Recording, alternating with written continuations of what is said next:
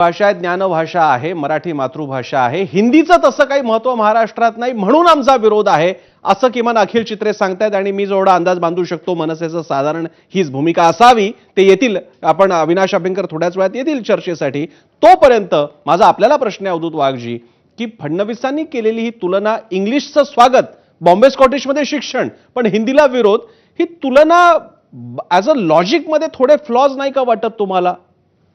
प्रसन्न, मला असं वाटतं की कुठच्या पाल्याने आपल्या पालकाला कुठच्या मीडियम मध्ये टाकावं आणि जर ते मीडियम अवेलेबल असेल तर तो त्याचा वैयक्तिक प्रश्न आहे. परंतु या वैयक्तिक प्रश्नामध्ये न जाता सामाजिक प्रश्नाकडे आपल्याला वेगळ्या दृष्टिकोनातून पाहावं लागतं. बरं, मराठी आणि इंग्रजीचा जर आपण जर कंपॅरिझन करायचं झालं तर 36 व्यंजनं असलेली मराठी कुठे आणि केवळ 21 व्यंजनं असलेली इंग्रजी कुठे, 16 स्वर असलेली मराठी कुठे आणि केवळ 5 स्वर असलेली इंग्रजी कुठे, याचं कुठेही कंपॅरिझन होत नाही.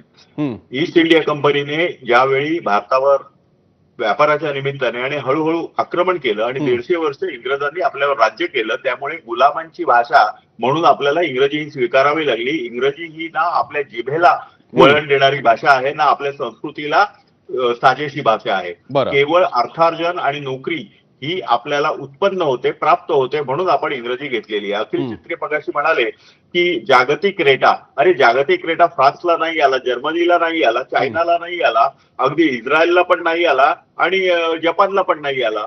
हा जिथे जिथे हे देश स्वतंत्र होते तिथे तिथे त्यांना ह्या इंग्रजीचा जागतिक रेटा नाही आला. जागतिक रेटा इंग्रजीचा फक्त कॉमनवेल्थच्या, म्हणजे ज्या देशांवर इंग्रजांनी राज्य केलं त्या देशांवरच आलेला आहे. याचा अर्थ आपण इंग्रजी भाषा ही आपल्या राज्यकर्त्यांनी आपल्यावर लादलेली भाषा स्वीकारली आहे. आणि भारताला स्वातंत्र्य मिळाल्यानंतर 75 वर्षानंतर सुद्धा आपण गुलामगिरीच्या मानसिकतेतून बाहेर येऊ शकत नाही. इंग्रजीशिवाय आपला तरणोपाय नाही, इंग्रजीशिवाय आपल्या पोटाची खळगी भरू शकत नाही, अशी ज्याची मनोभूमिका आहे तेच केवळ इंग्रजीला सपोर्ट करतात. माझा इंग्रजीला विरोध नाही.